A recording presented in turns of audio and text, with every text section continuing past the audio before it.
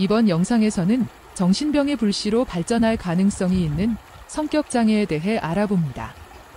정신의학적 진단명은 일반적으로 알려져 있는 정신분열증, 우울증, 편집증 등과 주요한 병적인 성격 성향이나 성격장애들로 분류하게 됩니다.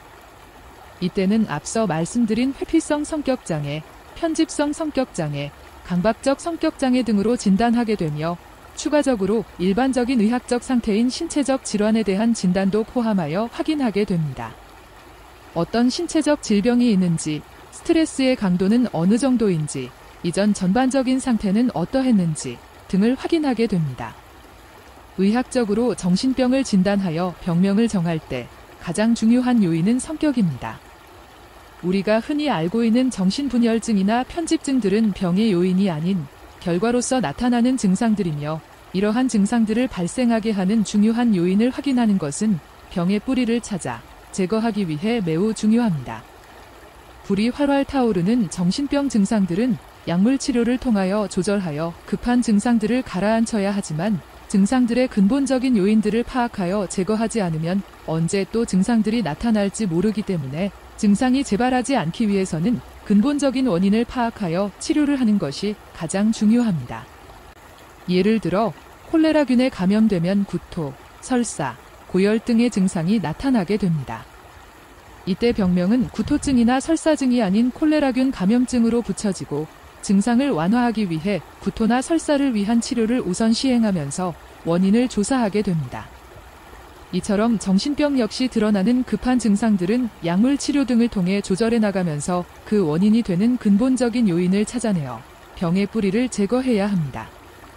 성격 문제는 정신병과 직결된 중대한 원인이며, 앞서 말씀드린 것처럼 성격 문제가 성격장애로 발전하여 정신병의 불씨가 되기 때문에 성격 문제를 파악하는 것이 중요합니다.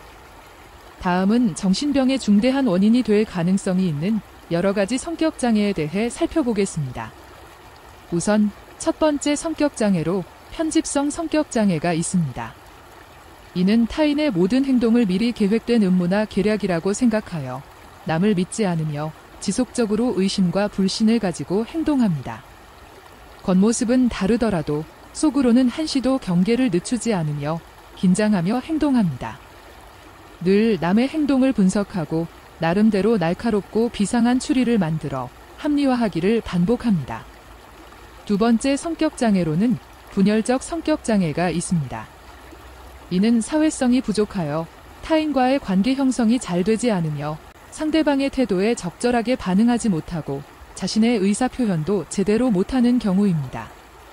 늘 외톨이로 지내고 이성교제의 욕구도 없으며 타인에게 냉담하고 무관심한 상태로 친밀감을 형성하지 못합니다. 세 번째 성격장애는 정신분열형 정신장애로 괴상하게 행동하는 경우입니다. 보통의 사람들은 이해할 수 없는 혼자만의 착각이나 마술적 사고에 빠져 있으며 사회생활의 최소한의 예의도 지키지 못하고 예측 불허의 행동을 서슴없이 하곤 합니다. 네 번째 성격장애는 히스테리적 성격장애입니다. 이는 시도 때도 없이 히스테리를 부리는 성격입니다. 흥분 잘하고 감정이 폭발하기를 밥 먹듯이 하는 경우입니다. 타인의 관심을 끌고자 자기 과시나 허영 등의 과도한 반응을 보이고, 때로는 매력적으로 보이지만 친밀감을 유지하지 못하고 관계 형성을 잘하지 못합니다. 다섯 번째는 자기애적 성격장애로 자신의 재능, 성취도, 자신의 중요성, 자신의 꿈이나 희망, 심지어 자신의 추억까지도 매우 소중하고 중요하게 생각합니다. 타인의 비판에 대해 매우 예민하지만 감정이입은 결핍되어 있어서 타인의 비판에도 불구하고 자신만의 소중한 생각에는 변함이 없습니다. 늘 자신의 생각에 빠져 있으며 자신의 일외에는 어떤 일에도 관심이 없습니다. 겉으로는 남의 걱정을 하는 것 같아도 정작 주변 상황이 어떻게 진행되고 있는지 모르며 건성으로 대답하고 그 일을 자신의 경험으로 바꾸어 속으로는 끊임없이 자신의 생각에 빠져 있는 경우입니다. 여섯 번째는 반사회적 성격장애입니다. 이는 사회적으로 가장 큰 무리를 일으키는 경우입니다. 죄의식이나 죄책감이 없고 범죄를 마구 저지르며 지속적으로 반사회적인 행동을 이어갑니다. 비이성적, 비도덕적, 비윤리적인 행동들을 하는 파렴치한 사람들이 이 경우에 해당합니다. 연쇄살인, 방화, 성폭행 등을 저지르고도 아무런 양심의 가책도 없고 눈물을 흘리지도 않으며 얼굴을 가리지도 않는 사람들입니다. 7번째 성격장애는 경계성 성격장애로 여러 가지 행동의 불안정성이 있는 경우입니다. 언뜻 보기에는 이상한 점이 없으나 만성적인 공허감과 권태로움이 가득합니다.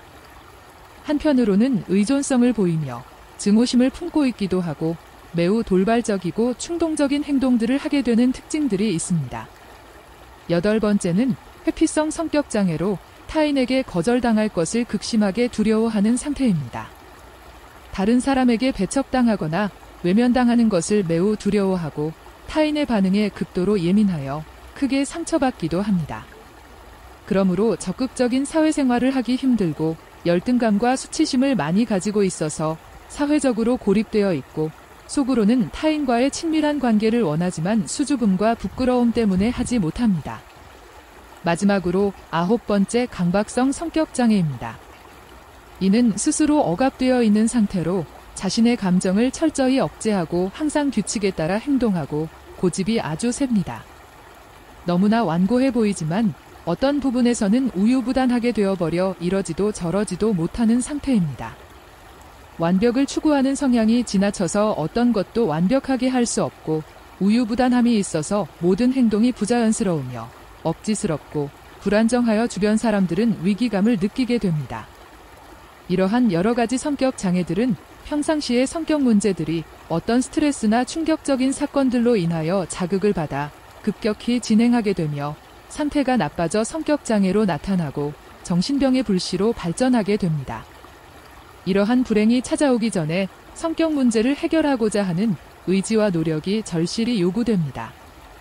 다음 영상에서는 성격이라는 것이 과연 변화될 수 있는가에 대해 살펴보겠습니다.